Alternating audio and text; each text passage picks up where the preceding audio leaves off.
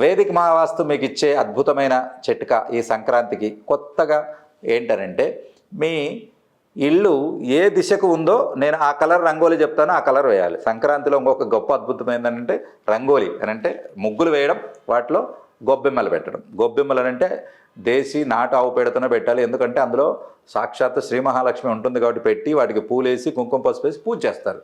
కాబట్టి అందరూ బర్రెది తీసుకొచ్చి పెడుతున్నారు, అది కరెక్ట్ కాదు. ఓకే, ఆ రంగోలి ఏ కలరు ఏ విప్పు వేసుకోవాలి అనేది, ఏది డామినేట్ అయ్యేటట్లు వేసుకోవాలనేది నేను చెప్తాను. అది మీకు వండర్ఫుల్గా తెలుసుకోండి. సో మీ ఇల్లు తూర్పు వైపు ఉంది అని అంటే, మీకు ఇంటికి తూర్పు రోడ్డు ఉంది, మీరు ముగ్గు తూర్పు వైపుగా వేస్తున్నారు అని అంటే అది కంపల్సరిగా గ్రీన్ కలర్ డామినేట్ అయ్యేదిగా ఉండాలి. మీ ఇంటి తలుపు సౌత్ ఈస్ట్ అంటే ఆగ్నేయం వైపుగా ఉంది, మీరు ఆగ్నేయ నడక ఉంది ఇంటికి అని అంటే రెడ్ కలర్తో ఉండాలి. రెడ్ డామినేట్ అవ్వాలి, రెడ్ పింక్ ఏదైనా రెడ్ కలర్ది.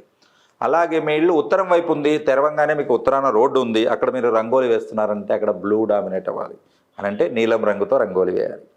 మీ ఇల్లు పడమర వైపు ఉంది, పడమర వైపు అంటే వాయువ్యం వైపు మీకు తలుపు ఉంది అని మీరు తెలుసుకుంటే అక్కడ క్రీమ్ కానీ గ్రే కానీ లైట్ కలర్స్ డామినేట్ అవ్వాలి, డార్క్ కలర్స్ తక్కువగా ఉండాలి. సో వేదిక్ మహావాస్తుకు కలర్స్ అనేది చాలా ఇంపార్టెంట్. ఎందుకంటే ఆ కలర్లోనే ఎనర్జీ ఉంటుంది, పంచభూతాలకు సంబంధించిన ధాతు కలర్లో ఇమిడీకృతమై ఉంటుంది. భోగి, సంక్రాంతి, కనుమ ఈ 3 రోజుల్లోనే మొత్తం హారోస్కోప్ అంతా మారిపోతుంది. ఒక రాశి నుంచి ఇంకొక రాశికి ప్రవేశించేటప్పుడు భోగి రోజు మనము భోగి మంటల్లో మనం గడుపుతాం. దాంట్లో పాత వస్తువులు తగలేస్తాం అంటే పాత వస్తువులను మనం తగలబెడతాం. మీకు తెలుసా, స్వతంత్ర ఉద్యమంలో కూడా భోగి చాలా ఉపయోగపడింది.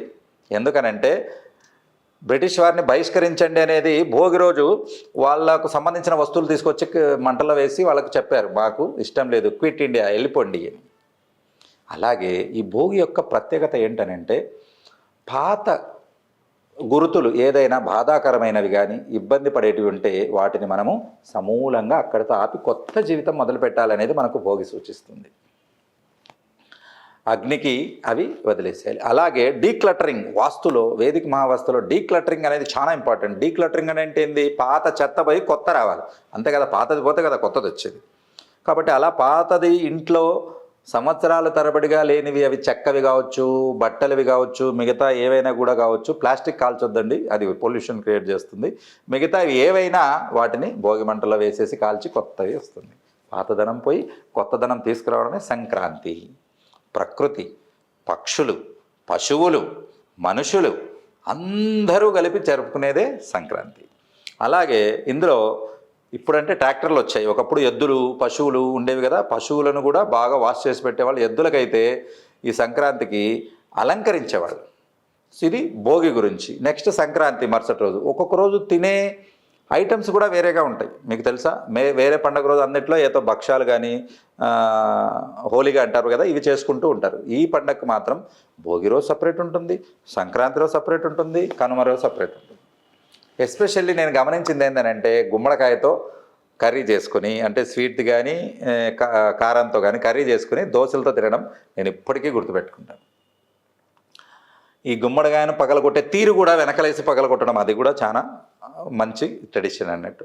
గుమ్మడికాయ తినడానికి ప్రధాన కారణం ఏంటంటే డిహెచ్ఏ ఎక్కువ ఉంటుంది, బ్రెయిన్ ఇంప్రూవ్ అవుతుంది, ఐక్యూ పెరుగుతుంది. కాబట్టి ఇదొకటి. అలాగే కనుమ రోజు మాంసప్రియులు మాంసాన్ని తెచ్చుకుంటారు, మిగతా వాళ్ళు మాంసంతో ఉన్నటువంటి పోషకాలున్న కూరగాయలు చేసుకోవడం అనేది.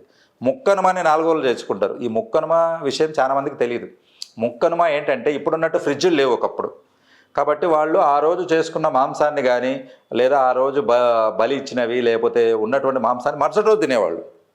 అంటే ఈరోజు ముక్కలు మళ్ళీ తింటారు, కనుమ రోజు ఉన్నవి మళ్ళీ మరుసటి రోజు తింటారు, కాబట్టి ముక్కనుమ అని వచ్చింది. కాబట్టి దీన్ని ఏమని అర్థమవుతుందనంటే, కంపల్సరిగా శరీరానికి మూలాధార చక్ర స్ట్రాంగ్ అవ్వాలి అని అంటే కంపల్సరిగా హై ప్రోటీన్ ఫుడ్ అవసరం.